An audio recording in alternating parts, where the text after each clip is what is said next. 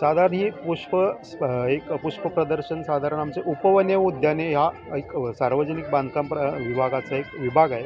या विभागामार्फत दरवर्षी विधानभवन परिसरामध्ये आपण हे 25 जानेवारी आणि 26 जानेवारी रोजी आपण हे पुष्प प्रदर्शन आयोजित करतो आणि नागपूरकरांनी या स्पर्धेसाठी चांगला प्रतिसाद दिलेला आहे. या पुष्प प्रदर्शनामध्ये साधारण 50 प्रकारच्या विविध फुलझाडांची यामध्ये आयोजित केलेल्या स्पर्धेमध्ये. त्यानंतर विविध प्रकारच्या कुंड्या असतील, बोन्साय असतील, सायकस असतील, औषधी वनस्पती असतील, यामध्ये यांचा सहभाग झालेला आहे. यासोबतच प्रदर्शनीसोबतच स्पर्धाही ठेवली जाते. कशा पद्धतीची स्पर्धा होती काय? ही स्पर्धाच आहेत.